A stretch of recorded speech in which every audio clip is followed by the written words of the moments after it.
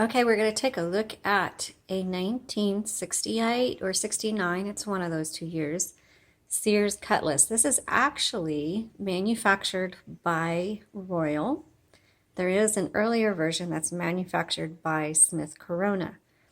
But this one, if you look at it, reminds you of a Royal Safari or a Royal Sabre.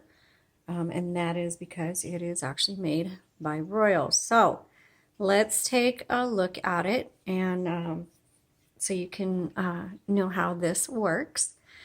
So right here is how you set margins, and you just press down the knob and slide it to where you want.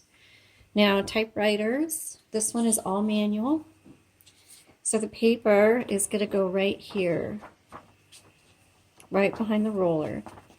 And they have, instead of having a paper guide, they've painted just a white line to kind of serve as your paper guide. And you just set it right there. Oops. And then turn the handle and it'll pull the paper around. And now this one does not have one of those metal bars that holds the paper back. So this is probably more of a budget model. This was offered in their catalog, the Sears catalog, for 2 years. Let me take this out. So right here behind the handle is how you release your carriage, and there's one behind each handle. You hear the bell that tells you you're at the end of your margin. So when you get to the end of your margin, when you get right to the end of your, let me go back. The bell tells you that you're about to the end of your line. And when you reach the margin, it'll stop typing, and don't freak out, there's nothing wrong. You hit margin release, and then you can keep typing until you run out of room. Okay, so then you use the return handle to go all the way back. This will determine if it's going to advance a single line or double line, okay? This releases the tension on the paper, so now the roller rolls freely. And I'm going to put that back, and so now you can hear the roller kind of click through. All right, so let's open up the top. So to do that, you just pull.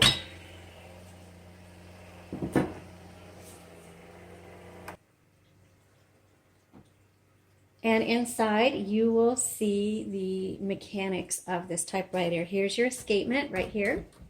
These are your type bars, your ribbon, and then these are your guide wires where your ribbon goes through. So to change out your ribbon, you just pull up and out. These are universal ribbons we have in there. The black goes on the top, red goes on the bottom. Make sure they're threaded properly, and you can see photos using the links below to see how to thread your ribbon if you need help with that. Now, when you get to the end of your ribbon, you need to reverse the direction, because you can use your ribbon multiple times. There's plenty of ink in there.